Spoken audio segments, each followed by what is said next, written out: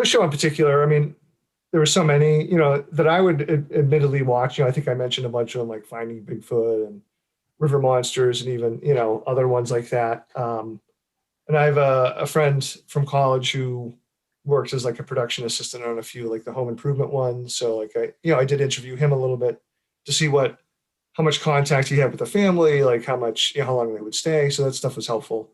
Um, but like, I don't know, at the beginning I knew like, to try to make it as ambiguous as possible. I wanted all these sort of different layers, but also at the same time, it seemed I wanted to try to treat this realistically. Like, oh, if this were to start happening, I totally think a reality TV show would come in. If the parents were especially in this dire economic straits, if someone came in with money and offered, hey, can we document this? I don't know. It just seemed like a realistic thing that could happen. The whole book is really from the point of view of the 23-year-old. And so even when it's from the 8-year-old, like, 'cause I knew, like, I think in the early going, it's like, well, I can't write this like from the direct 8-year-old's point of view. It's filtered, right? It's 23-year-old telling it her memories is what she was like as an 8-year-old. So it's not quite the full 8-year-old, but I will say like the behavior of 8-year-old Mary was very much modeled after my daughter Emma, who was 8 at the time of writing the book. So a lot of her personality went into it. Yeah, my son too. To the point where I think that's the last book my wife has read because it made her cry. I don't mean to laugh evilly. But Mary's fine. That's not a spoiler. In terms of research, I mean, I did do some, like I did find like, there were some scenes I wanted, like if this was if this was the church doing an exorcism, what's some of the stuff that they actually say?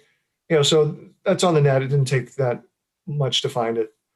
But really, honestly, most of it was just from a lifetime of watching horror movies. I really wanted to more comment on what had come before and comment on horror a little bit. But I mean, so like I just, what other research I did was sort of very far flung. Like I ended up finding a YouTube video that I think I mentioned in the book of our current Pope supposedly doing like a 2-second exorcism of someone. Someone sitting out in public or something. Yeah, I don't know. There's a lot of weird stuff out there. I tried to throw as much as I could into it. I think I'd already been reading a bunch, but the voice is, and actually I named the blogger, or the blogger's pseudonym is Karen Brissett. And Karen Brissett is a friend / reviewer. I guess it's a blogger on the site Goodreads. For a while, she was like one of the top reviewers on that site. And she had really liked a lot of my early books, so that was really cool. And she wrote in such like a fun, it was simultaneously both fun but also so smart way, like in how she sort of deconstructed the books. And so I wanted, for the novel, the blog was supposed to be sort of like my Greek chorus, but sort of a modern Greek chorus where it's commenting on the action of the TV show, and really hopefully placing doubt into the mind of the reader as to whether or not something was actually, supernatural is actually happening. Totally was a riff on Karen's voice, and she was very good about it. She said it was weird seeing her voice displayed like that, but I appreciate her letting me borrow it. It was amazing. It was, very humble, very honored. I mean, I don't know. It was super exciting. I will say, so recently I won for, when I won for Cabin, I wasn't able to go in person, so they live streamed it. So I actually we got to watch it. When I say we, with Lisa, and actually my mom was over too. So that was actually really fun to be able to share that moment with both of them for that too. Yeah. It's funny. Part of the idea came from a little bit of desperation, because I was at the end of a 2-book deal. Maybe this part isn't as exciting, but I wanted to be back on deal. So I pitched my editor a short story collection and a novel idea. She liked the short story collection and didn't love the novel, which was surprising. I thought it was going to be the other way around. But in some ways, I was actually relieved, because this novel idea that I pitched her, I wrote like an absurdly long 30-page summary. And honestly, like by the time I did, I was like, I felt like I wrote the story, like, the idea of rewriting that again. I don't know. So I have a very good relationship with my editor, Jennifer Brell. She's amazing. She saved my career. So, we had done like a bunch of back and forth on other novel ideas. So I wasn't devastated. My agent was, but I was like, that's fine. I'll come up, with something else. So it's funny. I happened to be in LA at the time, and on the plane ride home, I'm just reaching my desk here. I keep a bunch of these sort of little notebooks. I probably have like 10 to 12 of them, and I lose them half the time, which is kind of fun because when I find them, that's like, oh, is there anything in here? But I always try to have one on me to sketch out ideas. So I was literally sitting on the plane trying to think of, all right, what am I going to do? And at some point, I just sort of zoned out and started doodling, and I drew a little cabin in my notebook. When I say I drew a cabin, it was a rectangle with a triangle above it, because I am no artist. And so I drew the cabin. I was like, huh. It made me instantly think of like the home invasion sort of subgenre of horror, and I was like, oh, that's probably like my least favorite subgenre of horror. Not that there haven't been good home invasion stories, or there have been, but for me, most of them are pretty exploitive and very thin on character, and are all about the torture violence, which typically is not something I'm into. So I had a moment. I was like, okay, Mr. Big Mouth, how would you write a home invasion story? And that was, I don't know, weirdly exciting to me. Like, how would I write one that I would want to sit through? And that's really how it started. For the first time in my sort of writing career, well, I guess that's not true, but I would say most of the time I try to treat my quote unquote villains or antagonists with empathy, starting from the place of wanting to understand why they're doing what they're doing. And it depends on the story. You can't do that for every story, obviously. I talk about this sometimes when I do talks, but I bring up an example of the movie Get Out, the brilliant movie Get Out. Whereas, you're not supposed to have empathy for the white people in that town because, they're representative of an entire oppressive system. So no, we don't want empathy for them. It doesn't work for that story. So with my invaders, I tried to again, empathize, but not sympathize, certainly with all but one of the villains. I think Redmond is sort of the most I don't know if cartoonish, but certainly the most villainous.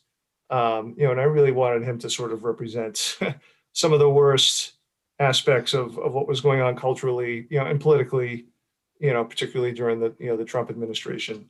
So, there isn't much to his background, and that's purposeful. But I think for the other ones, and especially, Sabrina, I thought her experience was a horror too, without getting too spoilery, but the idea that you feel like you have no control over a situation. Like if you feel like you're being compelled to do something, even if you don't necessarily want to do it, I think that experience is a horror as well. And it's partly a horror because it's a little bit enticing, like the idea of, being able to wash your hands from your actions. Oh, it's not my fault. That's, you can see it throughout human history, the idea, and now they made me do it, so it's not my fault. That, there's an attraction to losing, responsibility. There's attraction to breaking to that sort of social compact that we have. That's more of like a little bit of a left turn into sort of quote unquote evil, as opposed to a full on, mustache twisting villain. I have no idea what's scary or not. Because to me, the scare is so subjective. Like what scares you is different than what scares me. It's just like humor too. I think horror and humor are so close. Really, they're both like, I find I have a horror or humor reaction to the same absurdities in life. And it's really one way or the other, you can go in either direction. So I don't know. I tend to concentrate on is this disturbing? Would this move the reader somehow? Would this move me? So yeah, I really have no idea if something's scary. I hope it is, by the end of it. And I usually, to go back to the first part of that question, I typically do plot out the major plot points before I start writing a book. So in the case of The Cabin at the End of the World, I wrote like a 10-page summary of what I thought, plot summary. And it ended up only summarizing maybe the first 2/3 of the book. And I sort of hand waved really vaguely what was going to happen the rest of the way. I don't know. I find that helpful for novels because I feel least confident in plot. I feel much more comfortable writing character and voice and even tone sometimes. But for me, plot, I don't know, plot's the hard part. So we talked about The Little Sleep and No Sleep to Wonderland. Those are being reissued as we speak. The Little Sleep was just re-released in January. No Sleep to Wonderland will be released or re-released in April. But I'm getting toward the end of a draft on a novel that's due in May, so it'll be out a year after that. Someone said, yeah, next year, 2022. I was like, wait, oh my God, yeah, that is next year. So any hints for your readers of? Yeah, so it's going to be called the Pallbearer'S Club. And actually, I'm writing about music a little bit in this. I don't want to scare people away because like, music novels tend to scare people away. I mean, just partly. Um, I guess the setup of the book is it's really sort of being presented as a faux memoir. And it takes place over decades. So unlike the last couple novels that really had tight timelines, this one's a little bit more expansive, certainly in terms of like when things happen. And it's first person again. It's a little bit more interior. I'm presenting it as this weird memoir. Anyway, this character who's essentially me, but he named himself Art Barbara just because it's a funny name to say in a Boston accent. Art Barbara. Um, when he's a loser in high school, and he decides to start this club because he knows he has no extracurricular activities. He wants to get into college, and so anyway, he starts this thing called the Pallbearer'S Club, where he's going to volunteer at a funeral home to serve or to be at services for homeless or elderly that don't have a lot of surviving family members. Which is really sweet, but also it's still a little dark and weird because it's still dead people, right? So he doesn't get very many people to join him on his club, but one strange woman does, and she's older than him. He's not sure by how much, but then like she becomes this friend figure, and some frenemy figure too, throughout the rest of his life. And she may or may not be like a supernatural sort of entity. So we'll go from there, I guess.